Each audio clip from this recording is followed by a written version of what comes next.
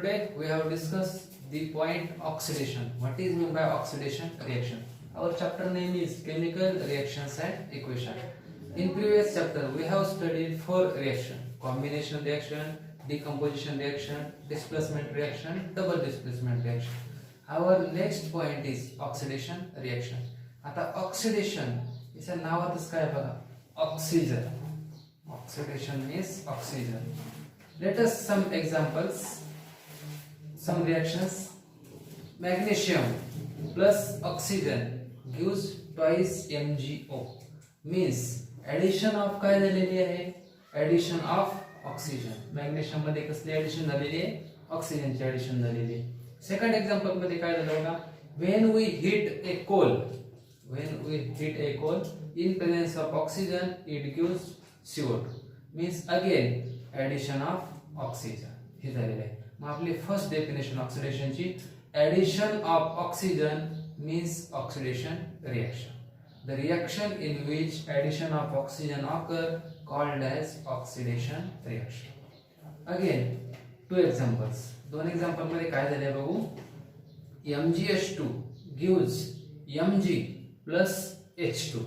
म्हणजे काय झाले, आता इथे ऑक्सिजनची ऍडिशन झालेली नाही, इथे लॉस ऑफ हायड्रोजन झालेला आहे. इथे काय झालेलं आहे, loss of hydrogen. Fourth example, ethane CH3 gives ethane carbon carbon double bond with removal of H2 means loss of hydrogen.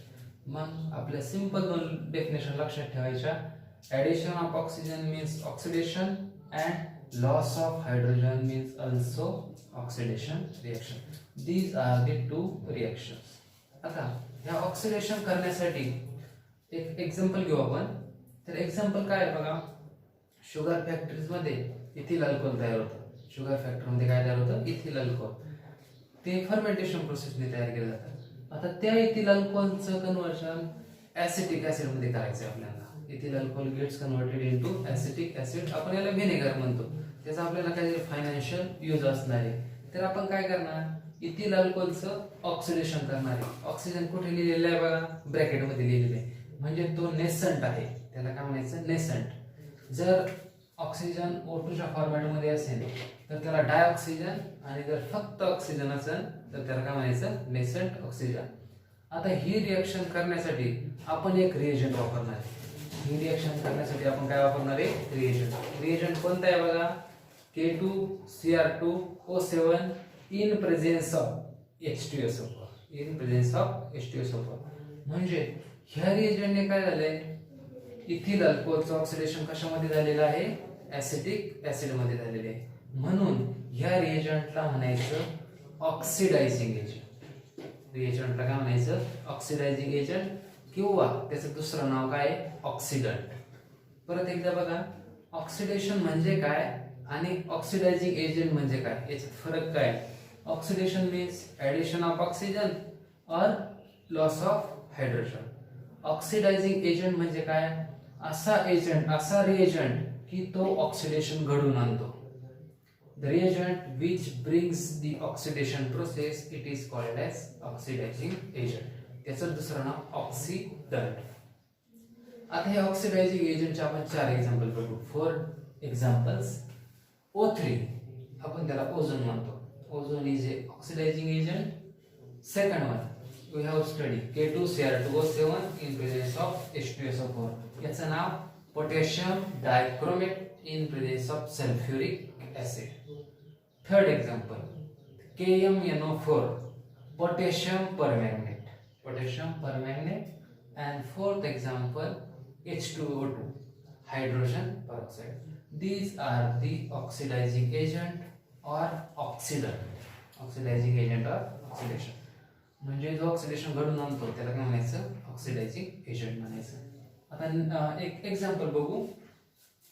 तर आता आपण तिकडे कसला रोल बघितलेला आहे, K2Cr2O7 चा रोल बघितलेला आहे. आपण अजून काय बघणार की KMnO4 ऑक्सिडेशन कसं करतो ते बघणार आहे. KMnO4 ऑक्सिडेशन कसं करतो. वन एक्झाम्पल घेतलेला आहे, एक डायरेक्टली रिएक्शन घेतलेली आहे. 2 molecules of KMnO4 plus 10 FeSO4 plus 8 H2SO4 gives K2SO4 MnSO4 Fe2SO4 3 plus 8H2 अशी एक रिएक्शन दिलेली आहे. तुम्हाला या रिएक्शन मधून घ्यायचं काय आहे की हा KMnO4 ऑक्सिडायझिंग एजंट म्हणून काय काम करतो, ऑक्सिडायझिंग एजंट म्हणून काय काम करतो आणि तो कुणाचं ऑक्सिडेशन करतोय, तो कुणाचं ऑक्सिडेशन करतो. आपल्याकडे रिएक्टंट किती आहे, 2 आहे बघा. अजून रिएजंट सोडून रिएक्टंट किती आहे आपल्याकडे, 2 आहे. तर मग ह्या रिएक्शन मध्ये काय केलं जातं, तुम्ही चार्जेस बघा. Suppose we take example NaCl, Na plus Cl minus. Oxidation state बघू यांची आपण. Cl minus 1 Na plus 1. म्हणजे दुसरा जो कॅटायन असतो त्याच्यावर जर निगेटिव्ह चार्ज असला तर कॅटायन वरती पॉझिटिव्ह चार्ज आणि एनायन वरती निगेटिव्ह चार्ज, हे कसे असतात, बॅलन्स असतात. मग आता FeSO4 चे चार्जेस कसे आहेत, FeSO4 SO4 वरती 2 minus, SO4 2 minus means Fe has plus 2 charge. आपण लक्षात काय ठेवणार आहे की दोन्ही पण चार्ज काय असतात, बॅलन्स असतात. दोन्ही पण चार्ज काय असतात, बॅलन्स. NaCl वरती Na plus Cl minus, FeSO4 वरती Fe2 प्लस SO4 2 मायनस, अशा प्रकारे चार्ज असतात. म्हणजे आता काय होते बघा, सांगायचं काय तुम्हाला की 2 FeSO4 याचं कन्वर्जन KMnO4 कशामध्ये करतो, Fe2SO4 3 मध्ये करतो. म्हणजे एका SO4 वरती किती चार्ज आहे, 2 मायनस. 3SO4 वरती किती चार्ज असणार आहे, 6 मायनस. म्हणजे 2Fe2 प्लस वरती किती चार्ज असेल, 2Fe ना, म्हणजे प्लस 3. समजतंय का बघा. FeSO4 वरती किती चार्ज आहे, 2 मायनस आणि एका Fe वरती प्लस 2. मग Fe2SO4 3 वरती किती चार्ज असणार आहे, SO4 किती आहेत आपल्याकडे, 3 आहेत ना, म्हणजे एका SO4 चे 2 चार्ज आणि 3SO4 चे किती, 6. म्हणजे 2 Fe2 प्लस वरती किती चार्ज असणार आहे, 3 प्लस असणार आहे. म्हणजे Fe2 प्लस चं कन्वर्जन कशात होते, Fe3 प्लस. Fe2 प्लस ला म्हणायचं फेरस आणि Fe3 प्लस ला म्हणायचं फेरी. आता काय झालंय बघा, हे जे वरती प्लस प्लस लिहितो ना, प्लस किंवा मायनस, त्याला ऑक्सिडेशन म्हणत असतात, ऑक्सिडेशन स्टेट. ऑक्सिडेशन स्टेट, तर ऑक्सिडेशन स्टेट वाढली बघा, Fe2 प्लस चं काय झालंय, Fe3 प्लस. मग ऑक्सिडेशनची तिसरी एक डेफिनेशन लक्षात ठेवायची, increase in oxidation state means oxidation. Third definition काय आहे, increase in oxidation state. 3 definition, addition of oxygen, loss of hydrogen, and third, increase in oxidation state. These are the 3 examples. Reduction. Our next point is reduction. We have studied oxidation means loss of hydrogen, addition of oxygen, and increase in oxidation state means oxidation. आता आपल्याला reduction म्हणजे काय बघायचं. Oxidation and reduction are opposite phenomena. Hence reduction means addition of hydrogen, loss of oxygen, and decrease in oxidation state means reduction. ऑक्सिडेशनच्या पूर्ण opposite काय असणार आहे, reduction असणार आहे.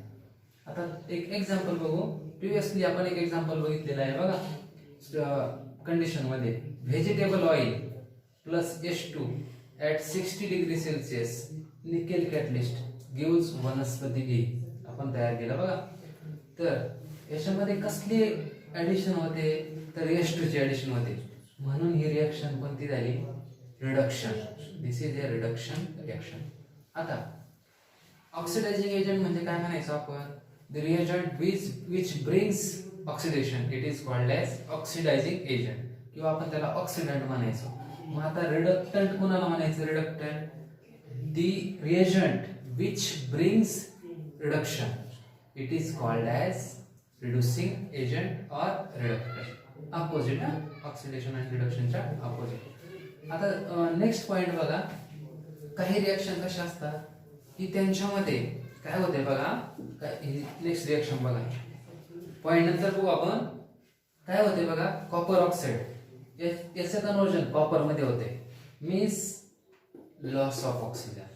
लॉस ऑफ ऑक्सिजन म्हणजे कॉपर ऑक्साईडचं रिडक्शन होते. कॉपर ऑक्साईडचं काय होते, रिडक्शन. H2 चं बघा, H2 H2 वरती ऑक्सिजनचे ऍडिशन होते म्हणजे ऑक्सिडेशन. कॉपर ऑक्साईडचं रिडक्शन आणि H2 चं ऑक्सिडेशन. म्हणजे ह्या रिएक्शन मध्ये ऑक्सिडेशन पण होते आणि रिडक्शन पण होते. अशा वेळेस त्या रिएक्शनला म्हणायचं रेडॉक्स रिएक्शन. नावच काय बघा, RED. Red means reduction and ox means oxidation.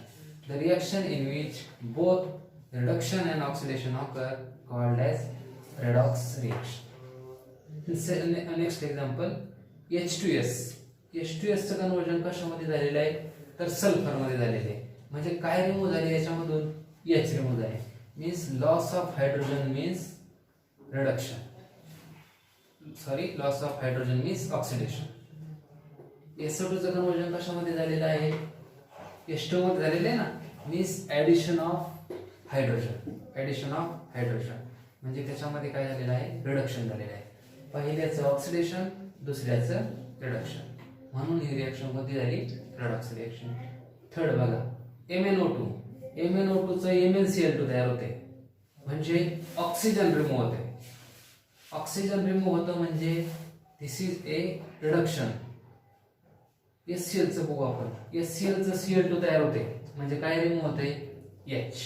म्हणजे H जर रिमूव्ह होत असेल तर ऑक्सिडेशन, याचं रिडक्शन, याचं ऑक्सिडेशन, याला म्हणायचं रेडॉक्स रिएक्शन. सिंपली बघा, खूप सोपे पॉइंट आहे.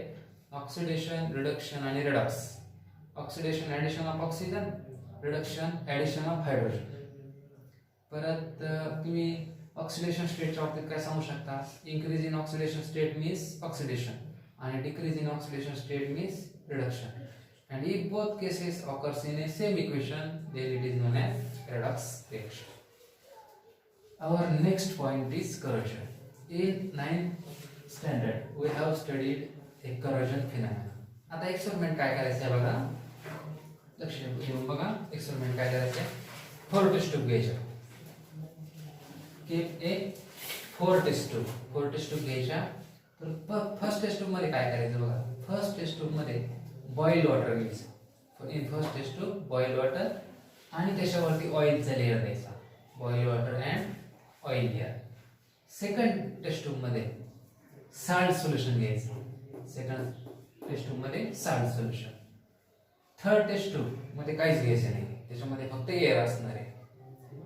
फोर्थ टेस्ट ट्यूब मध्ये कॅल्शियम क्लोराईड घ्यायचे. काय घ्यायचे, अनहायड्रस कॅल्शियम क्लोराईड. आणि वरती रबर कॉर्क आहे, याला काय आहे, रबर कॉर्क. तर असेंबली समजून घ्या. फर्स्ट टेस्ट ट्यूब मध्ये बॉइल वॉटर, त्याच्यावरती लेअर. सेकंड टेस्ट ट्यूब मध्ये साल्ट सोल्युशन. थर्ड मध्ये रिकामी येते, एअर आहे फक्त. आणि फोर्थ मध्ये अनहायड्रस कॅल्शियम क्लोराईड आणि कॉर्क. अनहायड्रस कॅल्शियम क्लोराईड म्हणजे कसं, याच्यामध्ये वॉटर नाही. अनहायड्रस मध्ये काय नाही, वॉटर नाही. आणि रबर कॉर्क आहे म्हणजे एअर आतमध्ये येणार नाही. तर काय करायचं आपल्याला, प्रत्येकामध्ये एक आयर्न नेल टाकून द्यायची, लोखंडी चूक टाकून द्यायची, आयर्न नेल. आणि फ्यू डेज तसंच ठेवायचे, फ्यू डेज ठेवायचे. आणि नंतर ऑब्झर्वेशन आपल्याला पॉइंट आउट करायचे. तर तुम्हाला माहिती असायला पाहिजे की लोखंडी वस्तूचं काय होत असतं, करोजन होत असतं. काय होत असतं, करोजन, गंज चढत असतो. तर मग कोणत्या असेंब्लीमध्ये जास्तीत जास्त करोजन होणार आहे हे कशावरून सांगता येईल आपल्याला, की हवेमधलं मॉइश्चर आणि ऑक्सिजन आणि वॉटर ज्याच्यामध्ये जास्त असेल त्याच्यामध्ये करोजन कसं होणार आहे, जास्त. आता ह्या सर्वांमध्ये बघू, करोजन कोणामध्ये होणार नाही ते बघू आपण. ABCD. तर डी केस मध्ये एअर नाही आहे बघा, पुढेच ॲब्सेन्स ऑफ एअर.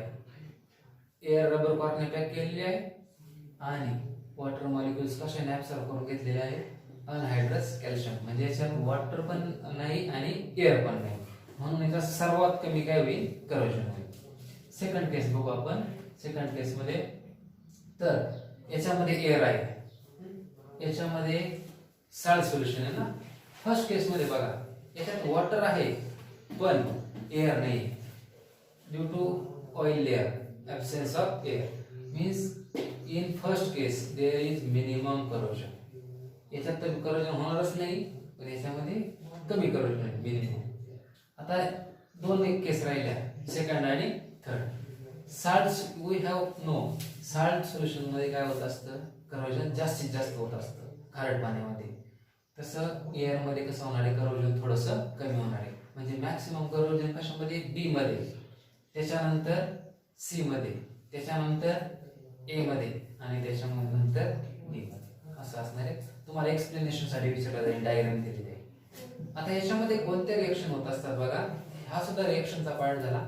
आपला आयर सरफेस असतो ना, सुरुवातीला तो प्लेन असतो, पण ज्या वेळेस त्याचं करोजन होतं तर त्याला असे खोलगट भाग तयार होतात, वरती एक रेडिश लेअर तयार होतो बघा, म्हणजे काय झाले, corrosion.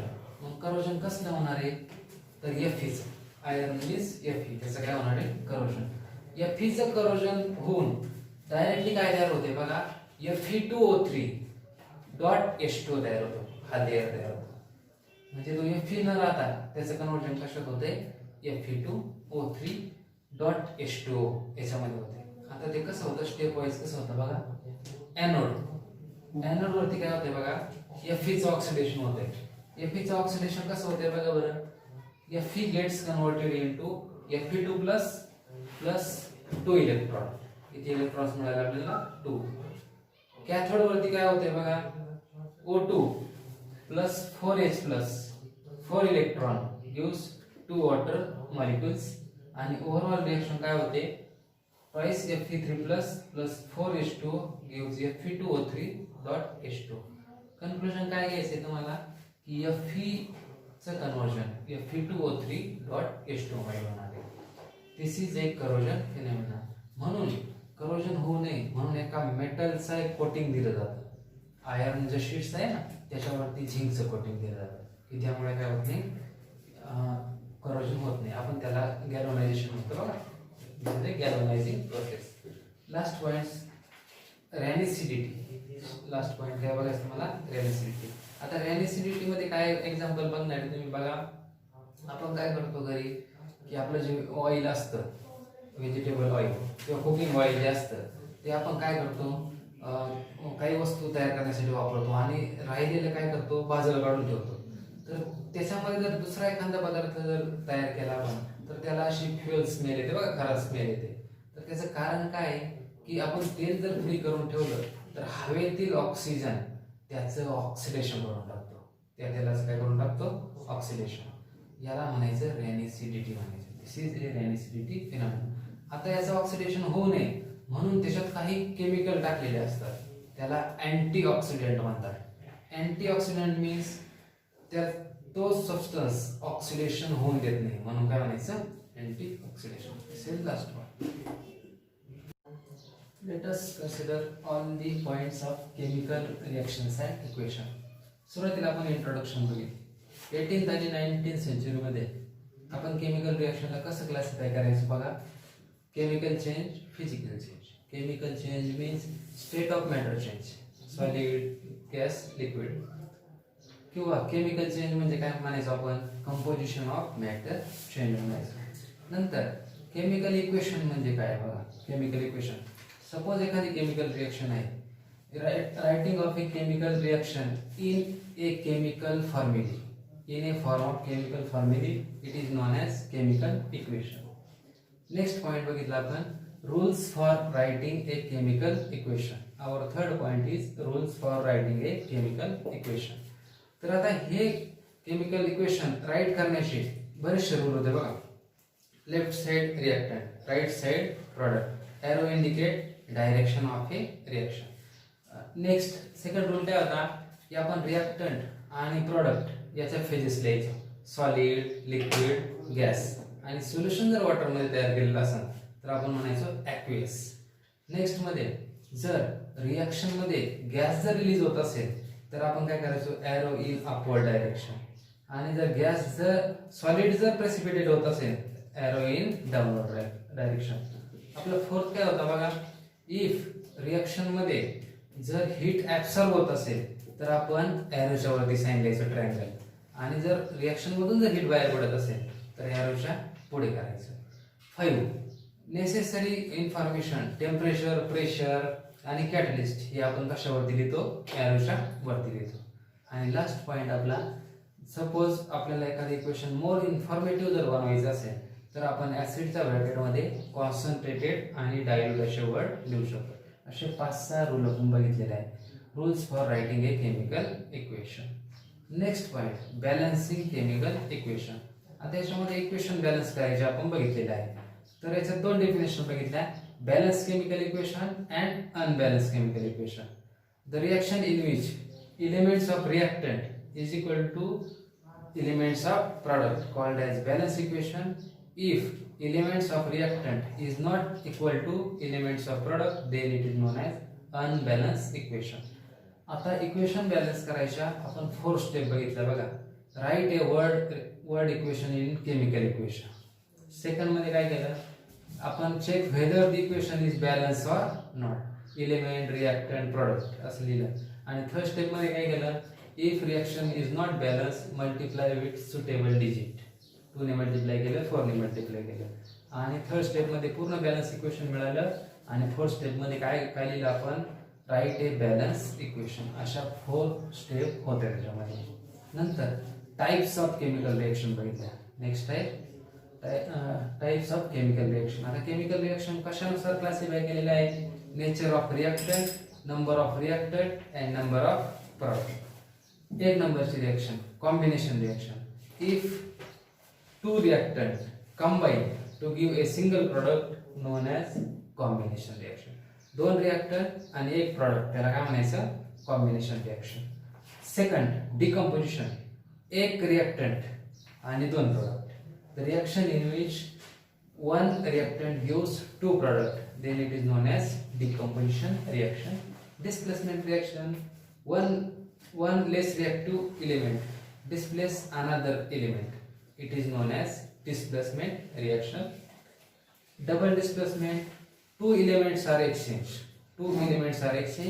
to give a precipitate, known as double displacement reaction. आता नंतर आपण 2 पॉइंट बघितलेले होते, what is meant by exothermic reaction, what is meant by endothermic reaction. If reaction is given out from reaction मधून जर हीट बाहेर पडत असेल तर एक्झोथर्मिक रिएक्शन, आणि रिएक्शन मध्ये जर हीट ऍब्सॉर्ब होत असेल तर endothermic reaction. Next point, rate of chemical reaction.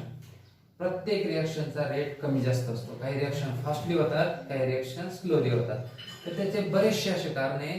पहिलं कारण नेचर ऑफ रिएक्टंट, तुमचा रिएक्टंट कसा आहे. ॲल्युमिनियम हा झिंक पेक्षा मोर रिएक्टिव्ह आहे म्हणून रिएक्शनचा रेट जास्त. दुसरं टेम्परेचर जेवढं जास्त तेवढं रिएक्शनचा रेट जास्त. कॅटलिस्ट जर असला तर तो रिएक्शनचा रेट कमी जास्त करू शकतो. किंवा कॉन्सन्ट्रेशन ऑफ रिएक्टंटचं जर कॉन्सन्ट्रेशन जास्त असलं तर रिएक्शनचा रेट कसा असतो, जास्त. आणि अजून एक पॉईंट आहे त्याच्यामध्ये, साईज ऑफ पार्टिकल्स आहे. जेवढे पार्टिकल साईज स्मॉल तेवढा रिएक्शनचा रेट कसा असणार आहे, जास्त असणार. शहाबादी फरशी आणि ऍसिडचं एक्झाम्पल बघितलं ना, rate of chemical equation. Our next point is oxidation. Addition of oxygen, removal of hydrogen, increase in oxidation state means oxidation. त्याच्या opposite reduction. The reagent which brings oxidation, oxidising agent. The reagent which brings reduction, reducing agent. Reducing एजंटला म्हणायचं रिडक्टंट म्हणायचं. नंतर आपण करोजनचं एक example बघितलेलं आहे. आणि रेअर ऍसिडिटी मध्ये लेफ्ट जे ऑइल असतं आपलं ते काय होत असतं, खराब होत असतं. दिस इज द लास्ट.